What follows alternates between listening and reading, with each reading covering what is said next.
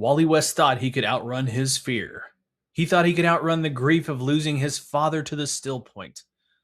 But in the absolute universe, the faster you run, the closer the darkness gets to catching up. We're looking at a warning from a future that has already happened, a future where the Flash isn't a savior, but a harbinger of death. Hey, you mean DC fans, and welcome if you're new. I'm Mantis, and today we're going to check out Absolute Flash 15.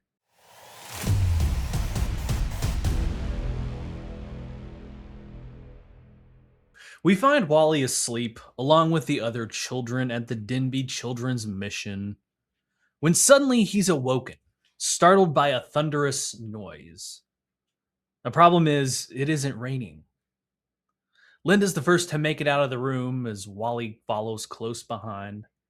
They end up standing on the street along with Ralph, who directs everyone into the basement. But they're frozen in fear from what they're looking at. Staring back at them is a massive nightmare of shifting darkness. Its claws gripping the concrete as it focuses on Wally, oozing a whisper of, "You can't run." Ralph again saying, "Get back," inside as he moves in between the kids and the blackness. Within seconds, though, Ralph is in two pieces as the evil slashed him completely in half. "No!" Wally screams as he takes off after the fleeing monster. "I'm gonna kill you," Wally says in a chase. Again, "Kill you," he says, lunging at the monster, but his arms seem to go right through it as Wally tumbles to the ground after the whiff. Kneeling now, staring at the fires and smoke from the city, it's almost like he's in the middle of a war-ravaged city. Then he hears someone say his name. Turning to a portal appears with a crackle and someone emerges. "Barry?" Wally says. "No, not Barry. You," the Wally from the future says. Standing there, talking to himself with the city on fire, Wally is in shock and doesn't understand what's going on. Future Wally tries to calm him down a little bit, relating to how he remembers feeling right now. He tells Wally he can't go back to Still Point, no matter what. Wally thinks that is the only way to save his father, but future Wally spills the beans that Thawne took him below already and that it's too late. Wally's confused and doesn't understand since the last time he saw in the mirror that he was alive in Still Point. Future Wally, realizing the more he talks, the more he could be messing stuff up, quickly tells him, this isn't a dream, but in fact a glimpse into the future of what will happen. In the darkness creating all this destruction is the Black Flash. Death itself. The kicker? Wally is going to set it free. As future Wally steps back into the portal, he tells Wally he can't stop him. Only show what it will cost. Wally reaches out and time pauses for a second. Then suddenly Wally is standing in his boxers on the street. The city is normal and not on fire. And then Linda behind him asks if he's okay. Clearly still freaked out, Wally tells her to stay away, it's not safe. Linda asks what he's talking about, so Wally tells her what he saw, and that in fact something similar had happened before, where he could see the future, kinda. Except this wasn't so much a seeing, but actually experiencing it. After that craziness, Linda tells Wally she's found a lead on what Scudder had mentioned. A picture showing Star Labs was started by Scudder, Silas Stone, Ray Palmer, and Barry Allen. They continue with the research she found. Star Labs was into cutting-edge research, quantum physics, alternative energy, and whatnot, but within a year the whole thing imploded after they launched. Barry lost all his funding and ended up teaching. We know what happened to Scudder. Palmer started working for Lazarus, but reportedly died a year ago in a lab accident. But since Scudder said to find Palmer, he can't be dead, right? Anyway, Silas kept the Star Labs name after a big lawsuit and is still working out of Detroit. Wally thanks her for all her hard work since someone tried to scrub all the info, but thankfully she knew where to look. Wally tells her he's going to probably try and talk with Stone first to get a beat on Palmer, and then on to Thawne. Linda tells Wally she's already plotted the best route to Star Labs offices, which Wally kind of gets the sense Linda thinks she's going to be going. But also, he knows it's too dangerous to take her with him. He tells her after what had happened with Scudder, he's got to do this one on his own. Besides, it's Wally's dad, and he's not going to let her get hurt because of him. Linda tries to pull a "don't you dare," but before she could say it, Wally had sped off in a flash of lightning as she was talking to a blur. Meanwhile, we get to check up on the rogues, who are back at the Snart farm. Leaning on a fence, Leonard greets Martin, also dropping a hint that the crops could use a little rain. And seeing that's Martin's specialty, he whips up a rain shower to water the plots. That's when Digger runs up, covering his head drenched from the rain, and a bit upset, and hasn't slept well in all the quietness of the farmland and wilderness.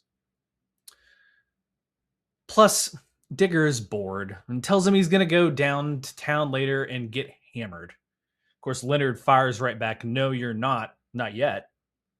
There's still too much heat on him, and they have to lay low until the fallout from that Fort Fox stuff blows over." Well, Digger thinks it's rained enough, and Martin tells him he's kind of a hateful person, to which Digger, of course, agrees. And then Snart interrupts, saying, "Hey, do you guys hear that?" And suddenly a drone whizzes towards them, carrying a package of some sort. The drone descends and slows, drops the case right into Leonard's hands. He opens the case to a note taped to a tablet reading, "Snart. Vacation's over. Time to get to work." He tells both Digger and Martin, "Better wake up the others. We've been made." Back inside now, Leonard has the tablet, and it's on its stand, ready to boot up, as Martin inquires that, well, maybe it could be Thawne that sent it to us? But Leonard seems to think that Thawne's deep in hiding. Not to mention, they'd rather kill her than work for her again. Digger interrupts Jesse and Lisa's private time, getting them to meet everyone in the kitchen. And with everyone huddled around the tablet, Leonard boots it up to a greeting. "Morning, Leonard. Nice to see everyone made it out alive." They all gasp. "Colonel Flagg?" Flagg tells them he's been working with some powerful people in Washington that need the Project Olympus fiasco buried quickly. And that requires some killing of loose ends. If the rogues help out, their slate is clean and they can come out of hiding. However, that loose end they need to kill is none other than Grodd. Back with Wally's, he's been running and made his way to Star Labs Detroit. Wally breaks through the front and speeds through the halls, but there doesn't seem to be anyone working, or here at all. He comes upon a sealed door that his hand will not scan will let him enter. But that doesn't stop him. He reaches out and tries a new ability, placing his hands on the door. Vibrating his body and pushing forward, he phases through the solid wall. Falling forward, the lab is empty of people, but he walks by a robot or cyborg in a glass, and suddenly a voice calls out, "Hello, Silas." A Star Labs drone had sensed Wally and starts playing a hologram message. A hologram of Ray Palmer starts to talk. "I'm leaving you this message in case you somehow find your way back to your lab. I don't have much time, so there are a few things you need to know. First, Still Point is not what Barry thinks it is. Barry never took the time to look beneath the surface. There's something hidden at the core of everything, something dark and terrifying. I call it the dark particle."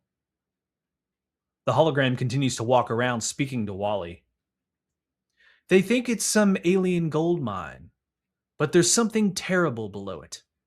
You must destroy my lab, and then find a way to destroy Barry and Thawne's work too. I've done something foolish, so I might not be coming back, but I left you my journal. It may provide some breadcrumbs, but keep it away from Thawne. Silas, goodbye for now, brother. I hope you find Victor and a way to hide from what's coming." All right, guys. Thanks for watching, listening, however you're taking in our You and Me DC content. This issue of Absolute Flash 15 kicks us off into some of the Star Labs story arc, and I know many of you are familiar with that, especially if you watch the TV show Flash or know Flash at all. Kind of all things with the Flash kind of started there at Star Labs. Or a lot of it was involved with Star Labs, but some of the other things, especially from Justice League, the movie. From the DCEU, you may be familiar with Star Labs, especially with Silas Stone, who is Victor's father, in that movie, kind of dealt with the mother box. In this case, he's involved again with Ray Palmer and Barry Allen, along with Scudder.